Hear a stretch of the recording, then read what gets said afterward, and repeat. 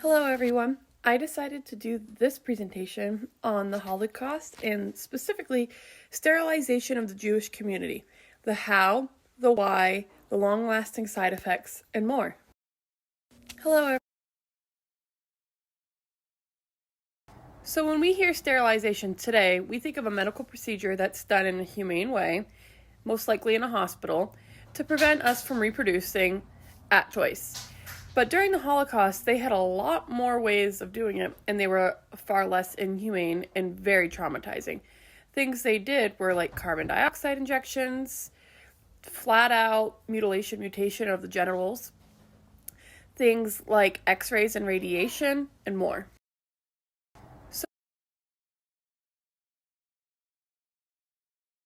Modern day sterilization is actually quite common and quite safe, especially compared to things that they did decades ago, and far more safe than anything they did during the Holocaust. However, things that women do today tend to be first choice would be either the tying of or the removal of fallopian tubes, and this prevents the sperm from getting to the eggs and prevents reproduction. Men tend to go for the vasectomy, and that prevents the sperm from getting out.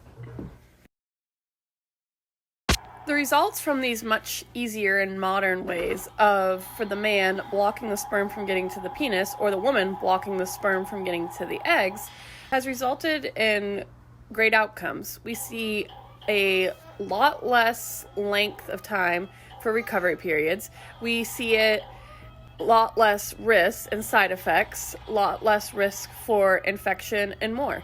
It's changed a lot and developed a lot over the decades, and we find it very common, and healing time is only days to several weeks. And when I say several weeks, the majority of the healing and pain is in the first few days. So we don't see months and years of side effects from healing. Modern day sterilization. Back in July of 1933, an act was passed that actually supported the way of Hitler and the Nazi way of thinking. It actually supported and was made mandatory by law to sterilize anybody who had any hereditary diseases that could be passed on, from mental illness to other physical disabilities. This was the law of the prevention of the hereditary disease offspring. If doctors failed to comply with this, they could be fined and more. Unfortunately, this was what supported the Nazi Hitler ideations of producing the best, in their theory, offspring and getting rid of the weak and not up to par. Back in July of 1933, and this was the law of the prevention of the hereditary disease.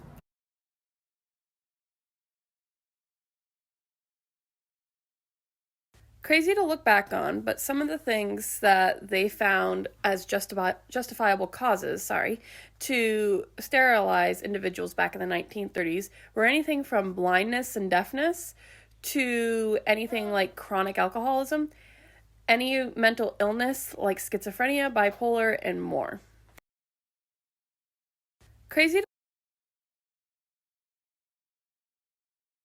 Although in modern time tubal ligation is statistically pretty safe, back during the Holocaust it actually resulted in many fatalities.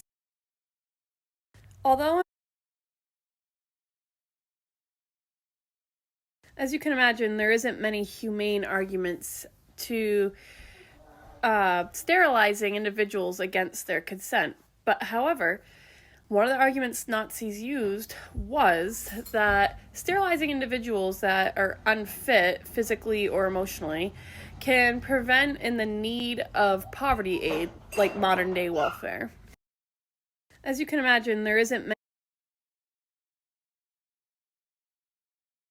The sterilization of the Jewish community came into play when they decided that they wanted to sterilize any and all Jewish individuals that had relations with non-Jewish people to prevent from mixing Jewish and non-Jewish people in reproduction.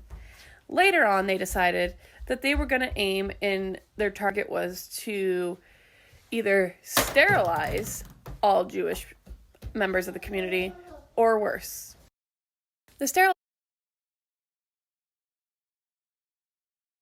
Dr. Karl Klauberg was one of the main people back in the Holocaust era that was working on finding ways to quickly and efficiently sterilize Jewish women. One of the theories that he tried and tested was exposing female reproductive organs to lots of different chemicals that would painfully and slowly cause swelling and cause the fallopian tubes to close. This took a great time of healing, caused a great amount of agonizing pain, caused many infections, and more.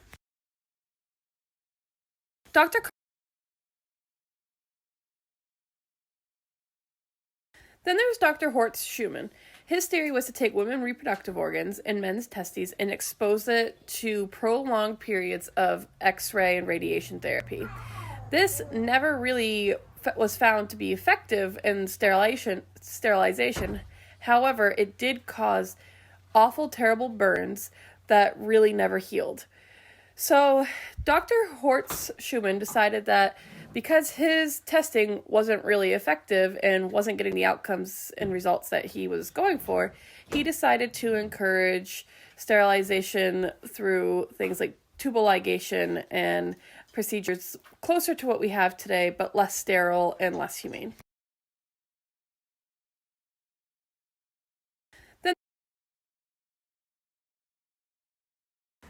Then we saw the indirect sterilization of the Jewish community. By this, it means that the scientists and doctors who were using the Jewish community as guinea pigs for their medical experiments and scientific experiments actually ended up being sterilized as a long-term effect. They saw this as an added bonus and benefit, and in their eyes was ideal. However, the things that they were doing were experimenting with immunizations, different medicines, and even burning them with chemicals and mustard gas to see what would treat their burns the best.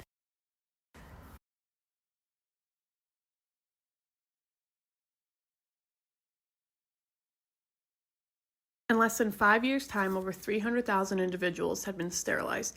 Those who had refused or resisted to cooperate were sent to the gas chambers and murdered.